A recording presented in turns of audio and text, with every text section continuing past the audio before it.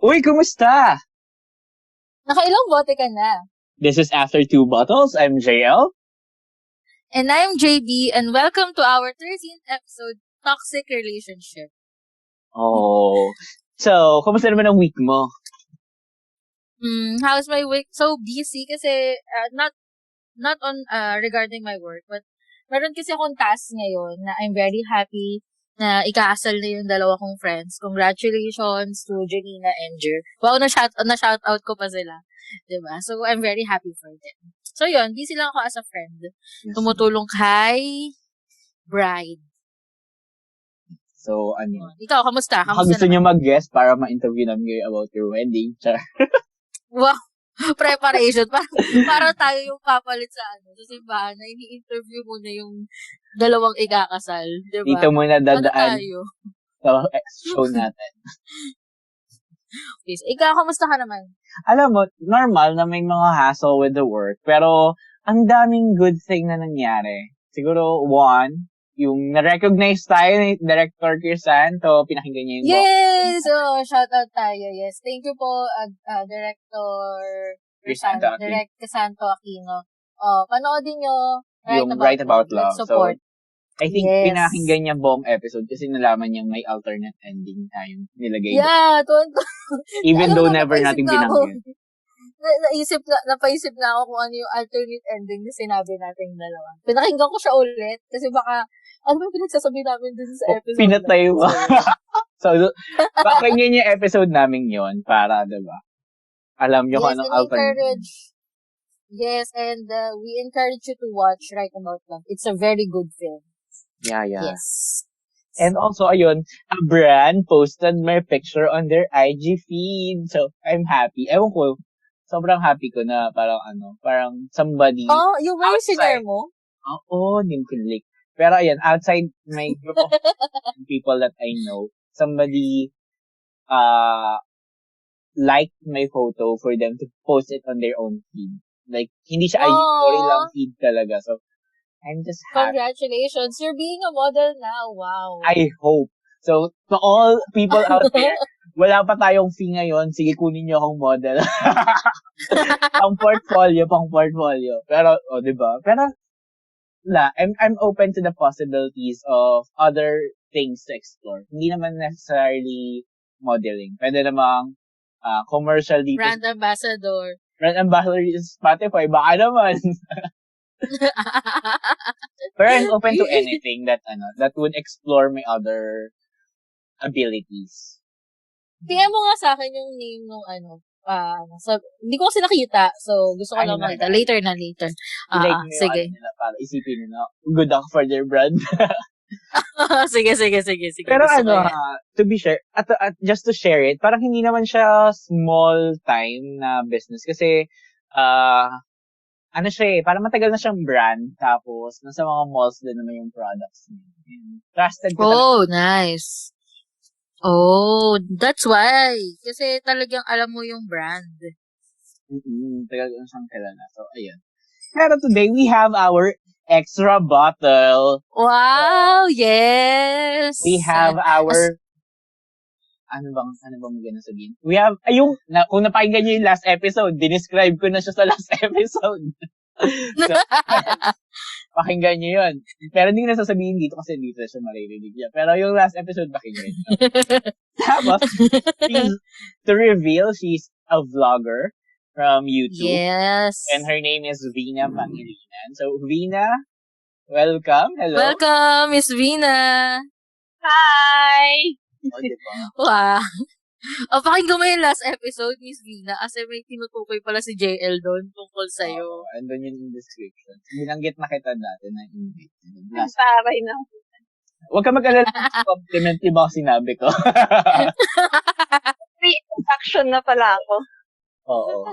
Pero hindi maganda. So, ayun.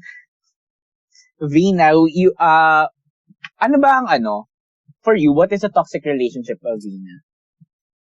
Diretso na talaga kaagad, no? Ano maligay-ligay? Maligay-ligay kasi na-intro ko na last episode eh. For me kasi pag sinabi toxic relationship, based sa experience ko it's more of makakalimutan mo yung sarili mo eh. Kasi kumbaga parang ang magiging focus mo na, siya na lang, hanggang sa pati yung ibang bagay sa paligid mo, hindi mo na mapapansin. Talagang siya na lang yung magiging mundo mo. And then, hanggang sa marirealize mo na parang everything's falling out of their place nang dahil doon sa relationship na yun. Lahat na apektuhan na, not for good pero mas nagiging worse pa. Ganon. So, ayun. Pag hindi mo na naalagaan yung sarili mo, wala nang about sa'yo, about na lang sa kanya, and nagiging worse ang mga pag-impact sa toxic relationship. Ikaw Parang ba? one-sided na lang siya. Oo. Ikaw, JB, for you ba? Ano ang toxic relationship? For me, a toxic relationship, if it is emotionally and physically damaging to you as a partner. Mm-hmm. Ganon, parang holistically, nasisira na niya talaga, hindi na siya nag-grow, hindi na, nasisira na yung mismong ikaw, yung ganon, apektado ka na mentally, yung buong aspect ng pagkatao. So, that is, for me, nagkakos na siya ng damage to you. So, I think that's a toxic relationship. How about you, JM? Oo. Ako, I agree with sa mga sinabi niyo na when it's a toxic relationship, when you are changed by the person with a lot of things, and instead of improving the relationship, ang daming negativity within the relationship that actually drains you holistically, or drains you emotionally and physically. So, ayun yung toxic relationship. So, have you been in a toxic relationship, JL? Kasi si Miss Vina, sabi niya, based on my experience. So, it means to say, she experienced already what is a toxic relationship. How about you, JL? I don't know. Siguro let's dive into it para ma-realize ko if one of my relationships were a toxic relationship. Siguro. Yeah, sige. I mean, let's discuss it more. Vina, ikaw ba? How's your experience with a toxic relationship? Experience ko, siyempre sa una masaya, di ba? Wala namang relationship na nag-umpisa nang hindi masaya, di ba? I agree. Di ba? Kaya nga lang kasi as time goes by, sobrang dedicated mo na dun sa tao. Sobrang pagmamahal mo na sa kanya. Nakakalimutan mo na lahat eh. Which is, hindi dapat. Yun yung isa sa mga natutunan. Huwag dapat ganon na when you're in a relationship, dapat mag-grow kayo eh. Hindi dapat yung kukulungin mo lang yung sarili mo kung saan kayo nag-start, doon na, okay na yon. Hindi. Just like, yung sinabi ng famous teacher, in a relationship, hindi ka dapat nag-fall in love. You must grow. Kasi pag nasa toxic relationship ka na, nag-stay ka na lang doon eh. Na okay ka na kung nasan kayo, okay ka na kung ano yung relationship nyo. Kumaga parang, ginagawa mong kontento na lang yung sarili mo doon. Okay. Parang like, there's no improvement, stagnant na siya, ganun ba? Wala nang progress, wala nang pag-grow, wala na kayong pag-explore. Siyempre, nakakatakot mag-explore. Pero di ba mas masaya mas marami kayong matututunan together. Unlike yung nag-stay na lang kayo, and then, at the end, hindi lang relationship niyo yung nadadamay, pati yung sarili niyo nasisira na. Oo, kasi pag sinabi talaga natin relationship, you need to work on that. Every day. Kahit anong kind of relationship, like friendship, not just yung boyfriend and girlfriend, even with our parents. Kasi there's no such thing as perfect. Kaya talaga, every day you need to work on that. Kaya talagang kung ganun, kung hindi na kayo nag-work dun sa relationship, so tama naman talaga si Miss Vina. Wala na, yun na yun. Parang, ito na lang, sige. Yeah, I agree. Diba? Ano ba ang mga signs pag toxic relationship? Can you give me some? Signs of toxic relationship, una, sa sarili mo, hindi ka na nag-aayos. Diba? Nakakalimutan mo na yung sarili mo. Alam mo, maganda itong sinabi mo, ha? Maganda to. Kapag napapansin mo sa sarili mo, hindi ka na nag-aayos, you no longer try to look good, then maybe you are very occupied with the relationship na napapabayaan mo yung sarili mo.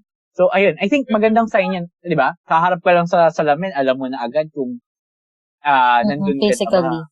Physically. Physical manifestation agad ng toxic relationship.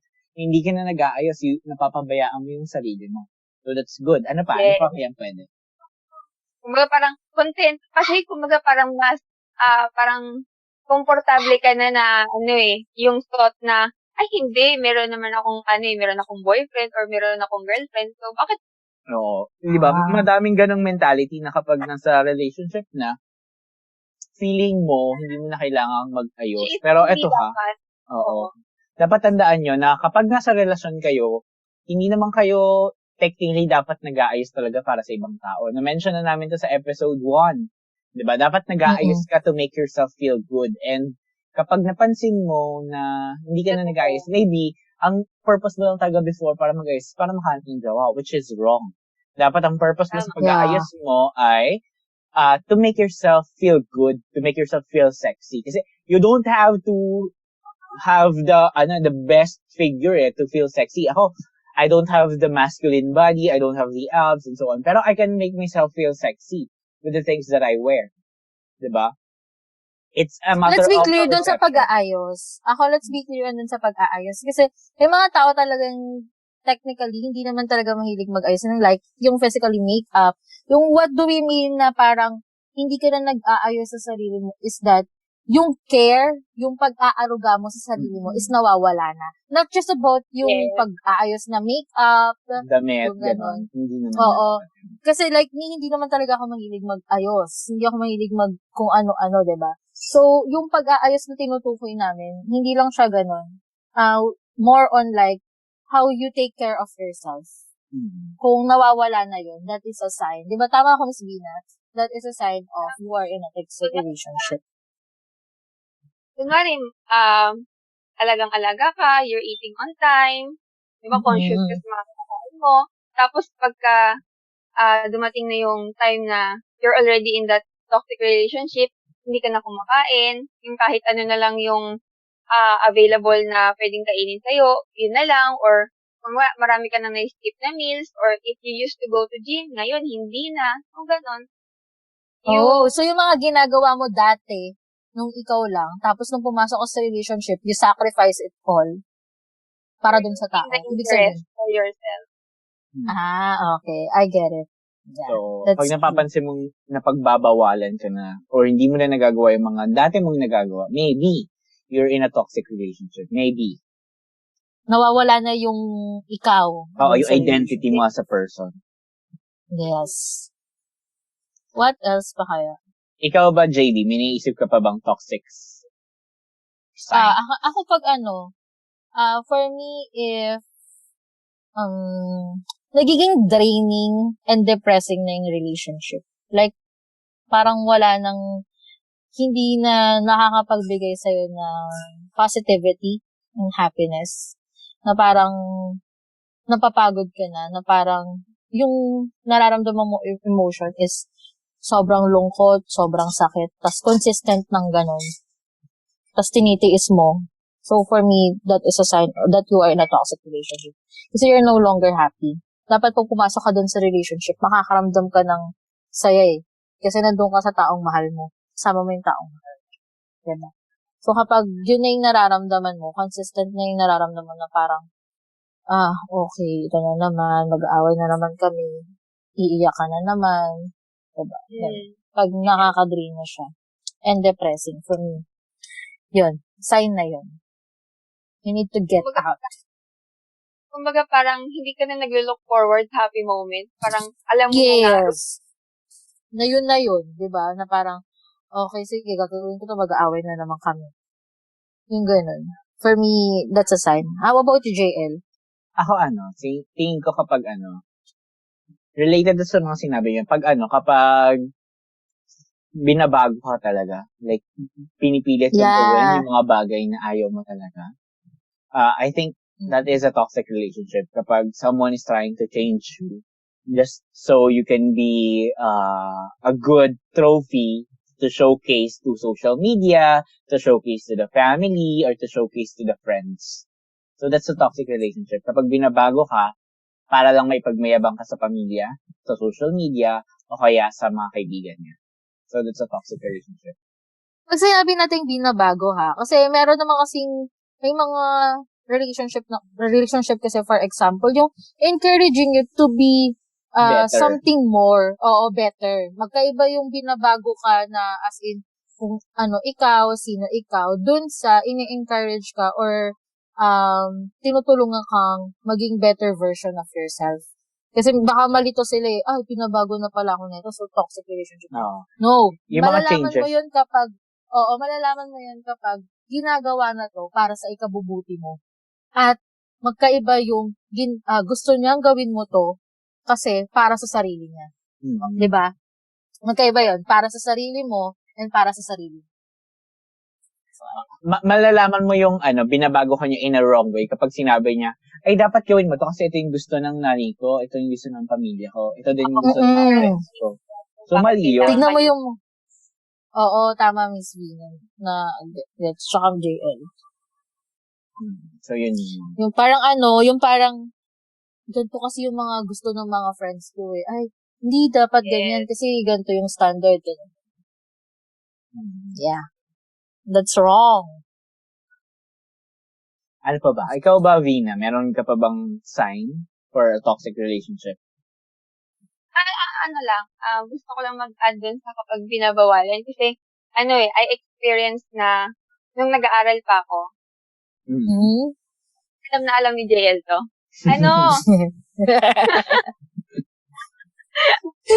There are Go times lang. Na medyo There are na-disconnect ata si join them or, Ayun. tawag dito. Tumatakas ako to be with them sa kanila ng mga friends ko. Kasi nga, ang gusto ni ex is school bahay lang ako. Hindi naman pwede na wala akong social life, di ba?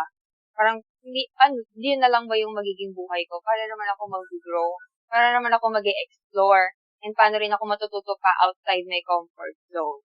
So, pag gano'n, na ang daming rules, na hindi naman, na wala ka namang nakikitang magandang maidudulot sa relationship, it's also one sign na, ay, teka lang, parang there's something wrong kasi your partner is already hindering you from something or for the reasons for you to grow and to explore for yourself. Oh, so kapag, like, I will, parang, doon sa sinabi ni Miss Lina, parang walang tiwala sa'yo at all. Kasi there's no trust in the relationship. Oo, yun, yeah. Kasi diba, pagpalit mo or makakita ka ng bago. so much, parang super controlling. Oo. Saka yung pagiging possessiveness ng partner. Yun. Yeah, that's a toxic So that's a sign. Yeah. Controller, possessive. Controller, di ba? Yeah. Hindi naman po pwede yun. Ano pa? Hindi talaga. Baka may mai-share ka pa na makuha nating sign. Ha? Ano pa ba? Baka may mai-share ka Meron pa ba? Kasi, based on my, based on the things that I can recall, nakarami-rami ka, ha? Kasi ayaw lang sabihin ni JL kasi gusto niya sa'yo manggaling. Sa kanya mag-umpisa. So, doon yung una. Di ba yan yung una? Doon tayo sa second. Second is, pag sobrang selosa, lahat na lang pagsiselosan. Even friends, even families, Like, grabe. Grabe naman yung family. Tapos pati pamilya pagsiselosan. Oh my God. That is a really toxic and relationship. Hindi ko masabi. Pero ako may naisip ako. Sige, ikaw muna, JD. Hindi, ang isi-share ko lang is that while Miss Vina is sharing things or mga na-experience niya, I'm reflecting now. Kasi, ako din. Actually, parang, oh my God. Diba? Parang, oh my God, parang sakto yun yung mga nabanggit natin, parang sakto pa. So, yeah. Ay ako, wala pa masyado. So, sabi ko, mukhang parang okay naman yung mga naging relationship ko. Hindi ko na siya considered as toxic. Oh. May isa parang sumakto. So, yan, tignan mo, na-discover natin na we were once in a toxic relationship pero hindi natin alam. So, Hindi natin na-identify. So, what else? Ay, hindi, may JL mo sasabihin ko. Oo, may naalala ko. Ang toxic relationship din ay, di ba, lahat pinagsasalosan. Siguro, one would be, nakikita ko kapag pinagbabawalan ka to post something rather than to hype you up. Kasi, ako I would hype my partner up para sa mga pinapost niyang, I think, makes my partner feel good. So, for example, kahit mga friends ko din, like, for example, si JD, may binili siyang something. So, sabihin ko, ang ganda. Kasi I can see na maganda talaga sa kanya. So, I think a toxic relationship would be telling you, huwag mo isuot yan kasi ganito, ganyan, ganyan, ganyan, ganyan. Parang, if it makes someone happy and it's not harming anyone, including yourself, why not? So, kapag masyadong madaming bawal. Yeah. Yung sinasabi nga ni Miss Zina kanina, madaming rules na hindi naman dapat may ganun sa relationship. Yeah. What another else? thing kapag mas pinipili mo siya over everything. Kunyari, exam, nag-text si jowa, o kahit may exam, aalis yan kasi nga ayaw mong magalit si jowa. Hindi dapat. Oh my God! Kaya di ba nabagsak mo yung subject natin nung ano? Ay, sorry. Parang kaya ako na yan yun. Kaya po ganyan si Miss Lina at si JL. Kasi po magkaklase sila nung college. Kaya talagang alam nila yung sobrang close na. Kilala talaga nila isa't isa. Ako yung taga-batok doon kapag mga kagalingan siyang ginagawa na naman. Uy, grabe yun, Vina. Miss Vina. Grabe pala yun. Kaya ko lang na-realize, parang nalulungkot ako for you. Alam mo, kung may ranking sa university natin ng mga tanga, siya yung number 1. Ano yun? Presidential lister. Ganyan. Presidential lister. Tanga sa pag-ibig. Vina. Presidential lister. Oo, walang din-din tayo. Buong university na to. Kasi marami akong friends na may problema sa relationship, pero wala akong narinig na ganyan story. Ay, pag nagkwentuhan tayo, grabe. May involvement pa ng mga nurse. Oo, girl, Diyos ko. Yun. Nalungkot ako daming story. Pero smart na ngayon si Vina, and she's trying to learn so much better than before. Learning from everything. Oo, yun naman yung maganda. We learn from our mistake. Yeah, we learn from the past. And saka okay lang magkaroon ng mistake as long as you learn something about it. Sa ating mo ngayon, yes, she can share things that would actually help other people. And also, she can reflect on the things that she had done. Yes. Kasi nakapag-reflect na siya sa sarili niya. And she already identified it, that these are the kind of relationship na hindi ko nagagawin in the future. Because I've been there. And I know the feeling. Ganon. So parang, diba, kaya siya nakakapag-share ng ganyan. Kasi na-overcome na niya. And she wanted to help others na baka hindi nyo na-identify yung sarili ninyo that you are now in a kind of a toxic relationship. Ay, wait lang. Ay, may dadagdag sana ako sa JB ko muna. Na-realize ko. So, for me, kapag user-friendly yung partner mo. Paano expound? Yun like yung... Nagpapabili? Parang kasi, yung parang sa umpisa kasi, tama naman talaga si Miss Vina. Sa umpisa talaga kasi, okay yan eh, ang saya-saya niyan. Kasi nagsisimula pa lang kayo. Oo, pero pag yung pag sinasabi ko kasing user, is not just about yung money. Hindi lang naman about doon. Okay. Pero, most of them, ganun. Yung parang, ginagawa ka na lang yung bangko. Oo. Di ba nakaka-relate ka din siya, Vina? Oo naman, girl. Nakabili ka ba ng cellphone, di ba? Oo. Kasama yun. Hindi kasi yung nasa isip ko kasi ganito. Yung parang Sabi sa inyo, presidential lister to eh. yung may, okay, typical sa relationship yung magregalo. Okay? Pero yung ihiling siya sa'yo na, uy, gusto ko ng ganito. Tapos yung, pag hindi mo nabigay, magagalit. Yung Mm. parang, ay, hindi to yung gusto ko. Hindi to yung gusto ko. Kanara, bumili ka sapatos. Tapos yung gusto niya, Jordan. Pero yung nabili mo lang, for example, New Balance. Ganon. O, baka naman, sponsor po. Ganon. Ganon. Nasingit. Tapos, kasi parang naisip mo, uy, maganda tong New Balance for him. Pero hindi ko kasi kayang bumili ng Jordan.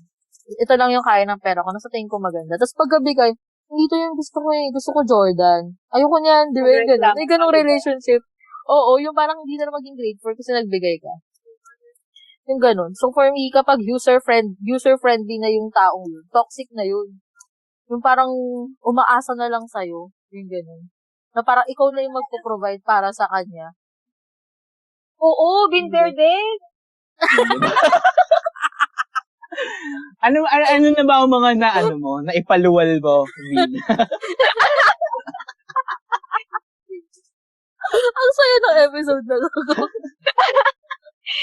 Sabi mo ba nalaman, JB? Oo.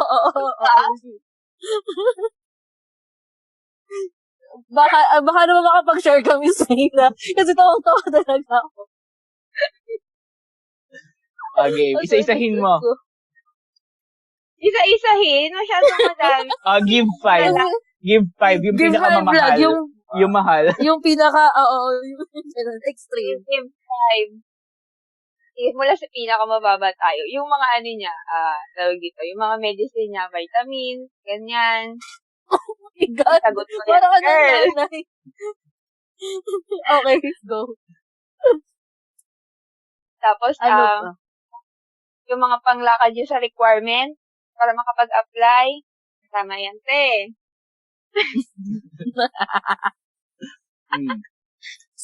Nakakuha ba ng trabaho nung binigyan mong pang-apply? Wala! Alam na. Ano pa? Wala nangyari. Kapag magpapa-check up siya, girl. Grabe. Parang ikaw na yung nanay. Oo, diba? Ano pa? Bigyan natin ng thinking time si Miss Vina. Kasi medyo mahaba-haba yung mga nangyari sa kanya. Listahan niya. Iniisip niya ba eh. Oo. Tapos yung sinabi kanina ni JL, yung cellphone, di ba? Wow. Ang swerte naman nun. Kung sino Oo, ka girl. man. Ang sarap mong sapakin. At ito ito ang catch. Estudyante pa lang kami noon, so wala pa tayong sinasahod niyan. Oo Tama. nga, ang galing mo, Miss Vina. Ano pa? Last one. Ano yan? Last one. Last one. Ano pa ba? Yung yung mga damit niya pang-apply din. O din yun. Diba? Pero hindi na ganun ngayon si Yeah. Yun naman yung maganda, Miss Vina. Tama ba? Wala ka na sa ganong kind ng relationship. Oo, Wait lang. wala. Linawin natin yung sa pagbibigay ng gift. Hindi naman masamang magbigay ng gift as long as it actually helps you rather than nang-aabuso ka na lang ng ibang tao. Yes, magkaiba Yes. yun. Magkaiba yung pang-aabuso and magkaiba imagine, yung you're giving ikaw mo, si Vina, as a student, nagpo-provide na siya ng pambili ng gamot, pampa-check up, tapos pang-apply sa trabaho, and hindi pa rin nakakuha ng trabaho. So, Yes. Yeah.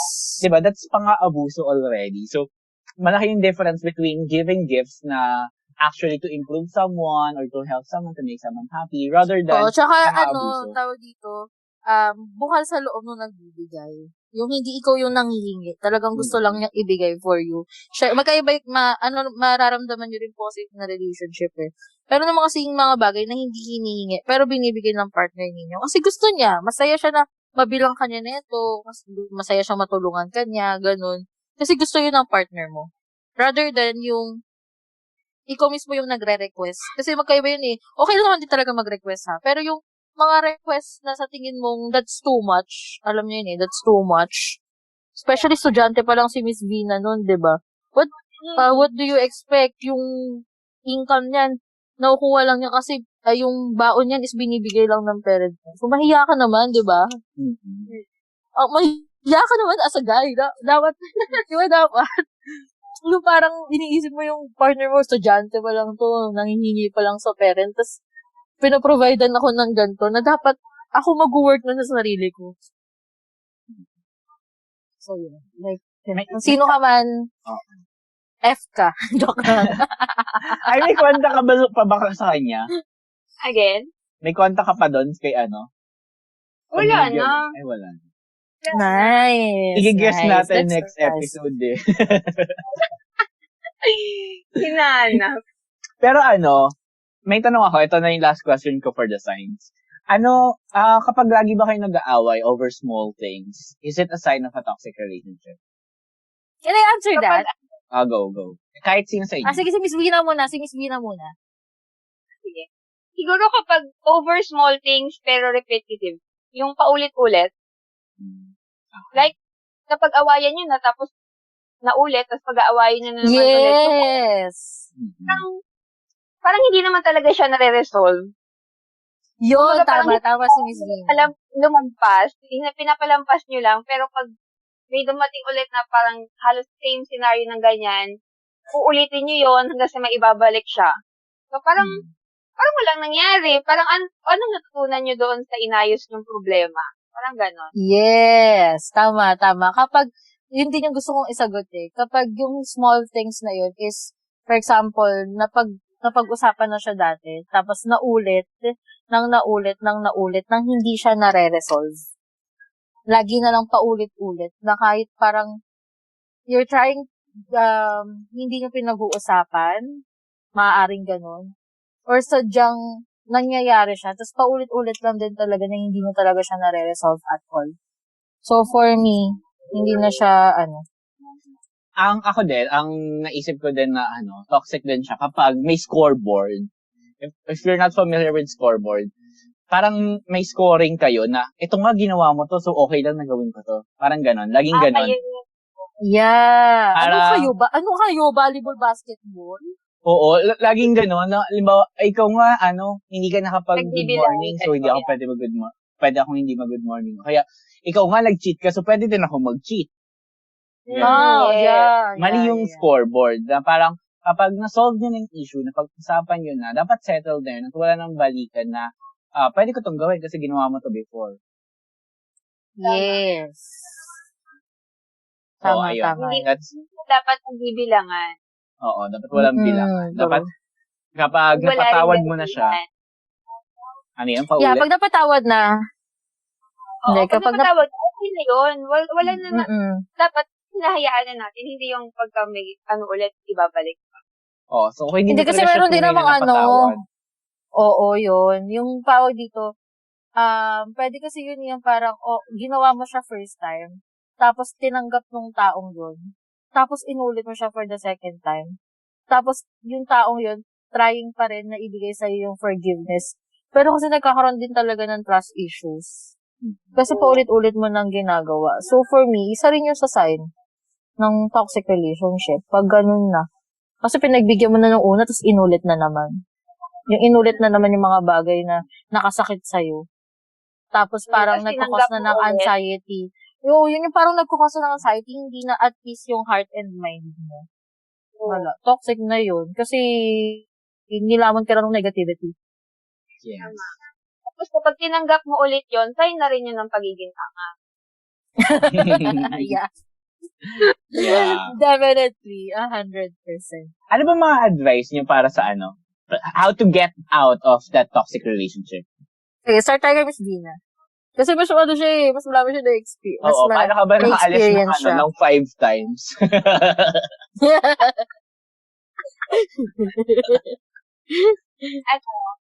Ako kasi wala akong kumbaga parang dumating ako sa point na tinitiis ko na lang talaga siya. Hanggang sa mapapagod ka eh. Darating ka talaga sa point na mapapagod ka. Na parang wala ka nang makitang love, wala ka nang maramdaman na spark. Tapos parang every time na kausap mo siya, every time na magkikita kayo, parang routine na lang. Parang you're doing it kasi kailangan mo gawin, not because or because yun yung gusto mong gawin. Pag dumating yung time na nung napagod ako, doon ko na talaga hinayaan na i-let go na. Kasi, So, ikaw yung ano nag-end. So, ikaw halos nag-end. ako na. Kasi kung hindi ko pa yun gagawin, malamang pinasok na ako sa mental nila, JL. Ano mga sinasabi mo nun sa sarili mo para ma-justify mo na it's time for you to leave? Kasi malay mo, ganun din yung kailangan nilang sabihin sa sarili mo. Parang, how do you convince yourself na it's time to leave this person? Kailangan mo, para sa sarili mo, na masasabi mo na, parang tama na, kailangan ko na talagang mag-let go. Una, tignan mo if physically, mentally, and emotionally stable ka pa. Pag hindi ka na stable and there's no other way to fix it, it's one sign or it's one way na siguro kailangan ko na talagang mag-let go. Kailangan ko na siyang i-end. Kasi wala nang pinatutunguhan eh. Diba? You're already losing yourself. So once na wala mo na yung sarili mo, hindi mo na makilala Kung hindi mo na makilala kung sino ka, that's a good... it will just continue to damage you. Yeah.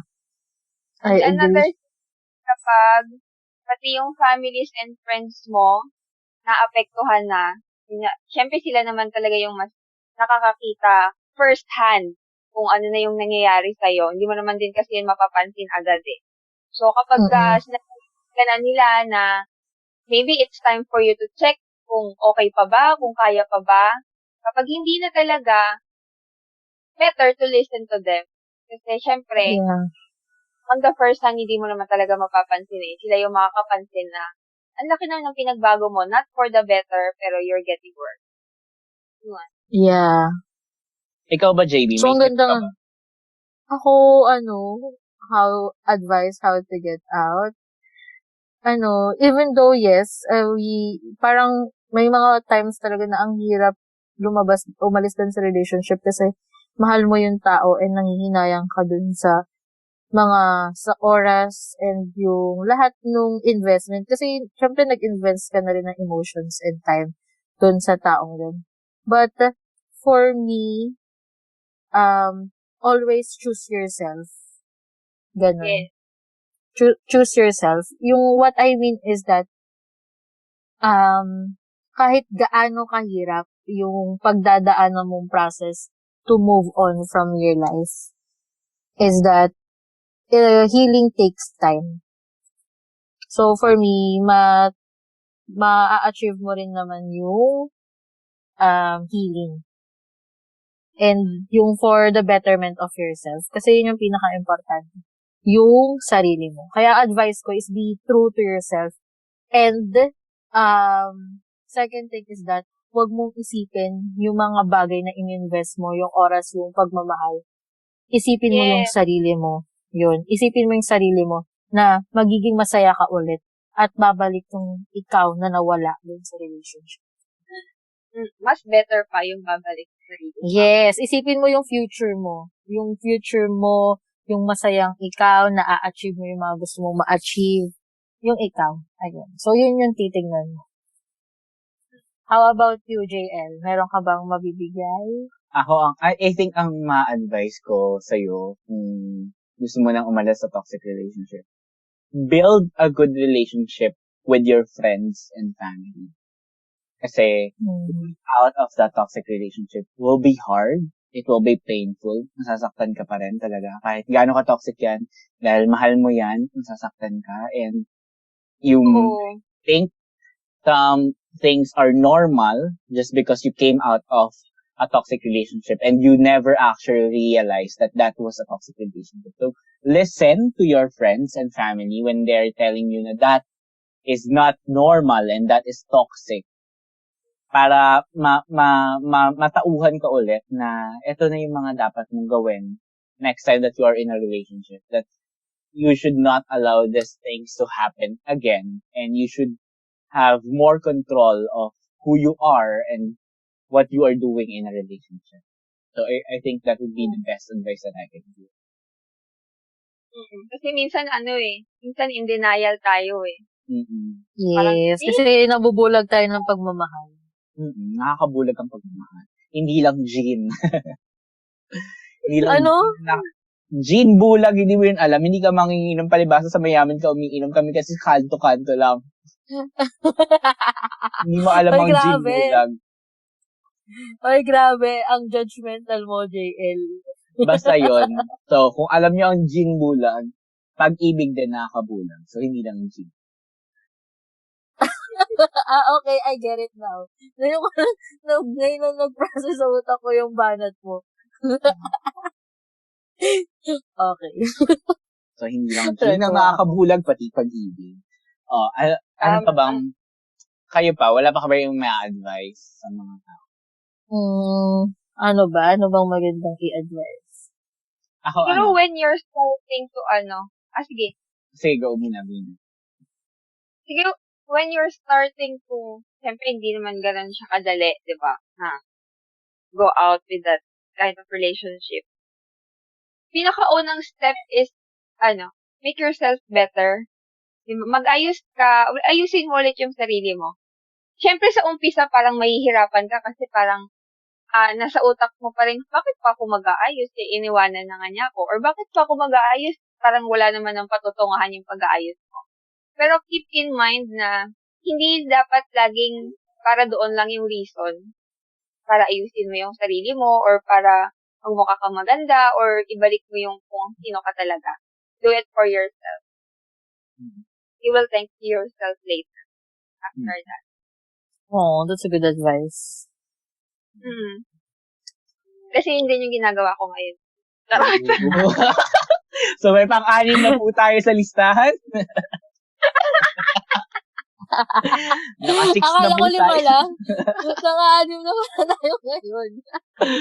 Naka-6 na po tayo. So, congratulations. Mama national artist ka na niyan, Vina. Grabe. Alam, Bigyan ka ng award.